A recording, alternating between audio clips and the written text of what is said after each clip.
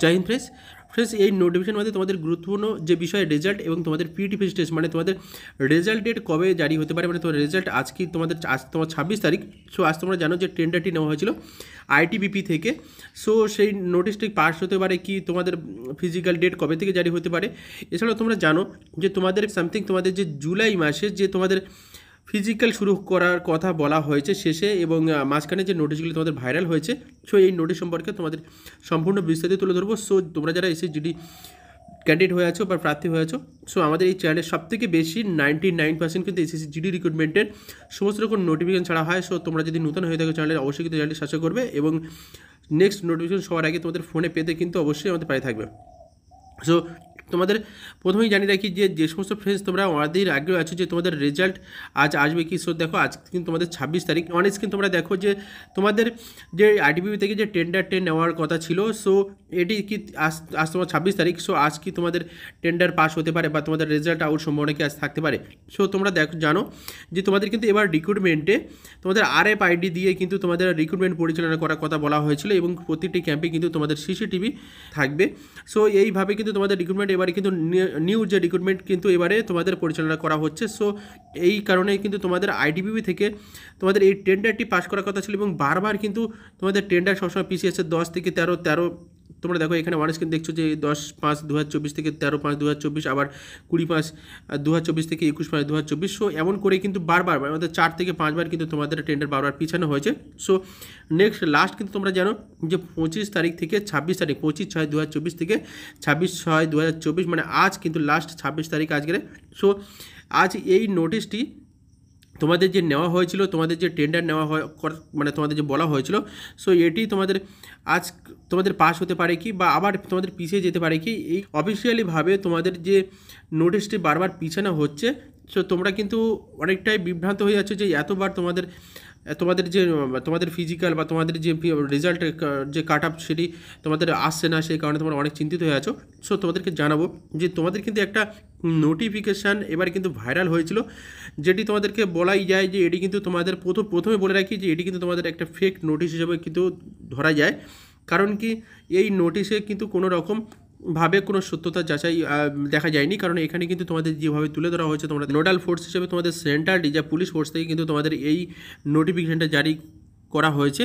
So এখানে on screen তোমরা দেখলে বুঝতে পারবে যে তোমাদের এখানে ফিজিক্যাল টেস্ট এবং PSC টেস্ট তোমাদের যেটি দেওয়া হয়েছে শিডিউল 3,54,000 তোমাদের এই যে ক্যান্ডিডেটকে তোমাদের ডাকা হবে ফিজিক্যালের জন্য, PAT এবং PSC টেস্টের জন্য। সো তোমাদের কিন্তু এখানে 23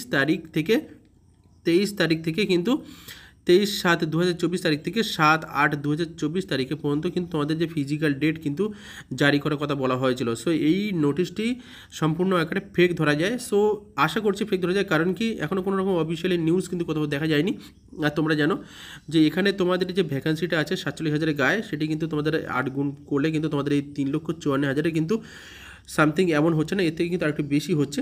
অর্থাৎ ফ্রেন্ডস এটা আশা করা যায় যে এই নোটিফিকেশনটি সম্পূর্ণভাবে ফেক হতে পারে, কারণ তোমরা জানো 46,600 প্লাস কিন্তু তোমাদের ভ্যাকান্সি। সো এই 600 প্লাস ভ্যাকান্সি যদি তোমাদের যদি 8 গুণ করা হয়, সেক্ষেত্রে কিন্তু মানে তোমাদের কিন্তু এখানে 3,72,000 কিন্তু আসে, 3,72,000 কিন্তু তোমাদের ফিজিক্যাল অ্যাটাক পড়ে। এক্ষেত্রে তোমাদের যেখানে 54,000 বলা হয়েছে, এটি একটি কোনো রকম মানে এডিট করা বা তোমাদের আগে যে সমস্ত নোটিফিকেশন ছিল সেখান থেকে কিন্তু মানে এডিট করে তোমাদেরকে ছাড়া হয়েছে এবং ভাইরাল করা হয়েছে। সো এই নোটিফিকেশান দেখে কিন্তু তোমরা কোনো রকমভাবে চলবে না। তো তোমরা যারা প্র্যাকটিস শুরু করো, তোমাদেরকে সর্বপ্রথম জানবো তোমরা কিন্তু এখন থেকে খুব ভালোভাবে প্র্যাকটিস করা শুরু করে দাও, কারণ কি তোমাদের কিন্তু যে কোনো মুহূর্তে তোমাদের রেজাল্ট আউট হতে পারে।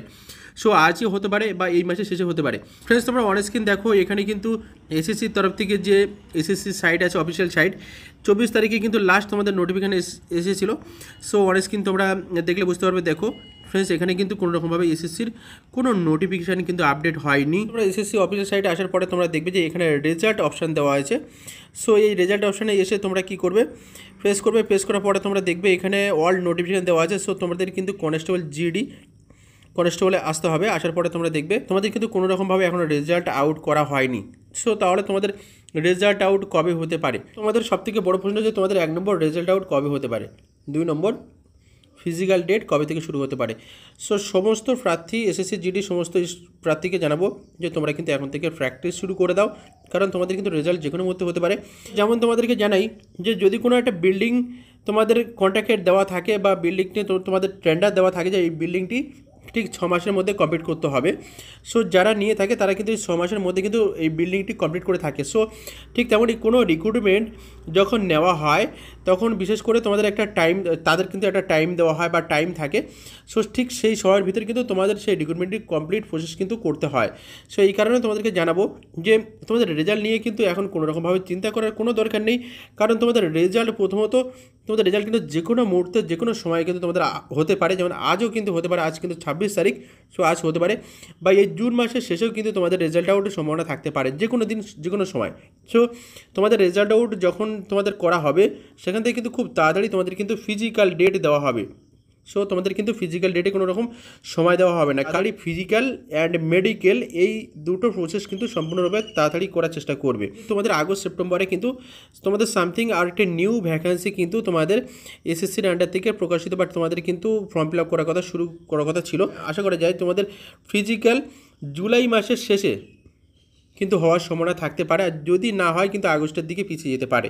সো আগস্টের দিকে তোমাদের কিন্তু 100% হওয়ার সম্ভাবনা থাকবে, এটা কিন্তু আশা করা যায়। সো সেইভাবে তোমরা কিন্তু এখন থেকে প্র্যাকটিস করে চলো। তোমরা কোনো রকম টেনশন না করে তোমাদের যদি নাম্বার সামনেবার যে কাট আপটি গিয়েছে তার থেকে যদি একটু বেশি থাকে বা তোমাদের যদি সেম থাকে, তোমরা কিন্তু এখন থেকে খুব ভালো প্রস্তুতি শুরু করে দাও, কারণ এবারে কিন্তু সুযোগ আছে ভালো রকম। এবারে তোমাদের কিন্তু সামনেবার এক্স রিলেশন দেওয়া হয়েছিল, তাতে কিন্তু কম্পিটিশন ছিল এবং তাছাড়া বহিরাগত ছিল, সেখানে কিন্তু আরও কম্পিটিশন ছিল। এবারে কিন্তু কম্পিটিশনটা অনেকটা কম আছে এবং ক্যান্ডিডেট কিন্তু প্রার্থীর সংখ্যাও কম আছে।